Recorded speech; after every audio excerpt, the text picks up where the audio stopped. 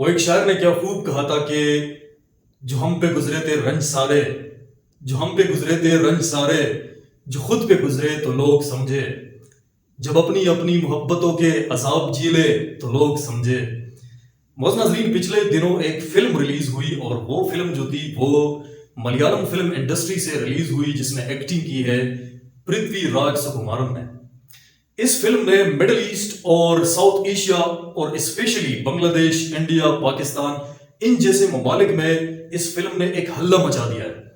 इसके ऊपर मुख्तलिफ लोग रिव्यूज जो है वो लिख रहे हैं और बाज लोग इसके ऊपर मतलब ऐसा कमेंट कर रहे हैं कि मतलब this is the all time one of the best film in the history of films. क्योंकि ये फिल्म जो है ये 16 साल इसके ऊपर मेहनत की गई है। मतलब एक 3 साल की एक जिंदगी के ऊपर जब फिल्म बन रही है और उसके ऊपर 16 इयर्स मेहनत की गई हो तो what sort of film this would be. तो ये फिल्म के बारे में जब मुझे पता चला तो मुझे क्यूरियोसिटी हुई कि इस फिल्म को देखूं कि इसकी कहानी क्या है। फिर मैंने वो नावल जो थी वो नावल मैंने देखी। अगर मैं इस फिल्म के रिव्यू करूं तो ये रिव्यू बहुत ज्यादा सिंपल है, एक सेंटेंस एक लाइन में मैं इसका रिव्यू कर सकता हूं। लेकिन 16 साल लेने वाली ये फिल्म जो बार बार डिलेज का शिकार हुआ तो ये इसके साथ थोड़ी सी नाइंसाफी होगी। वैसे मैं फिल्मी दुनिया के ऊपर मेरा कोई कमेंट नहीं होता है, क्योंकि ये एक बहुत रियलिस्टिक स्टोरी के ऊपर बनाया गया फिल्म है और ठीक एग्जैक्टली उन इमोशंस को, उन फिजिकल टॉर्चर्स को इस फिल्म के अंदर कैमरा बंद कर दिया गया है, जो कि बहुत ज्यादा रियलिस्टिक है, बहुत ज्यादा रियलिस्टिक है अकॉर्डिंग टू मी।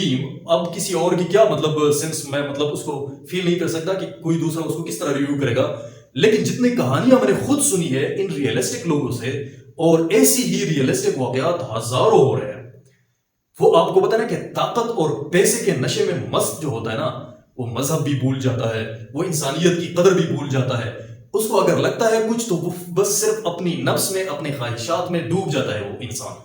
और इसी फिल्म ने वही मंजरकशी की है जो कि लाखों और हजारों इंसानों के साथ ये चीजें हकीकत में हो रही है। और ये कहानी है एक ऐसे इंसान की जिसका नाम है नजीब मोहम्मद, और ये एक रियलिस्टिक स्टोरी है। ये शख्सियत जो है ये 1993 में, 1993 में ये अपनी जिंदगी को बेहतर बनाने के लिए अपने गांव से चल पड़ता है फ्रॉम इंडिया। इसके पास मतलब यहां छोड़ने के लिए, इस मुल्क को छोड़ने के लिए और अपनी जिंदगी को बेहतर बनाने के लिए उसके पास इतना रकम नहीं होता कि वो एजेंट को दे दे। तो उसके लिए वो क्या करता है कि वो मतलब अपने बीवी के जेवरात बेच देता है और इसके साथ साथ अपनी कुछ जमीन होती है उसके पास वो बेच देता है। और ये एजेंट्स उसके साथ बड़े बड़े वादे कर रहा होता है कि मतलब वहां की लाइफ ये होगी, आपकी जॉब मार्केट में होगी, ये होगी, वो होगी। बार के ये स्टोरी में शॉर्टली ये बता रहा हूं, इसलिए इसके ऊपर मैं फिर बाद में रिव्यू की जो पॉइंट्स है वो बता देता हूं कि ये फिल्म देखना क्यों इतना इंपॉर्टेंट है और क्यों इतना लाजमी है। तो ये बंदा जब चला जाता है तो ये रियाज के एक एयरपोर्ट पे उतर जाता है। जब उतर जाता है तो वहां एक अरबी जो है वो उसको रिसीव करता है। अब इस फिल्म के इमोशंस को देखे कि किस तरह उन्होंने कलम बंद किया है और फिल्म बंद किया है कि वहां वो जुबान, अरबी जुबान को नहीं समझता, वो शख्सियत अरबी जुबान को नहीं समझता। लेकिन इस तरह ये पोर्ट्रे किया गया है ये फिल्म कि अगर आपको जुबान भी समझ में नहीं आ रहा हो, लेकिन वो इमोशंस, वो जेस्चर्स जिस अंदाज से कैमरा बंद किया गया है तो आपको अंदाजा हो जाएगा बहुत इजीली। तो वो शख्स जब रिसीव करता है तो फिर उसको 2 दिन सफर के बाद एक सहरा में लेके जाया जाता है। और उस सहरा में जब उसको ले जाया जाता है तो उसको 700 के करीब भेड़, बकरियां और ऊंट दिए जाते हैं और उनको ये बताया जाता है कि अब से ये आपकी ड्यूटी है, आप इसकी पालनहारी करेंगे, आप इसको चारा डालेंगे, आप इसकी जितनी भी मतलब आपकी जिंदगी अभी इनके साथ गुजरेगी। ये एक ऐसा रेगिस्तान होता है जिससे ना वो भाग सकता है, ना जब ये पिछली जिंदगी को के ऊपर सोचता है। और एक एक दिन उसके ऊपर जो गुजरती है, ना खाना ठीक से मिलता है उसको, ना उनको ठीक से कपड़े मिलते हैं। और मतलब जितने खतरनाक सीन्स, जितने खतरनाक उसकी लाइफ होती है और लाइफ के साथ जिस तरह वो शख्सियत लड़ता है, ठीक वैसे ही इसके अंदर वो सीन्स, हकीकती सीन्स जो है वो कलमबंद किए गए हैं।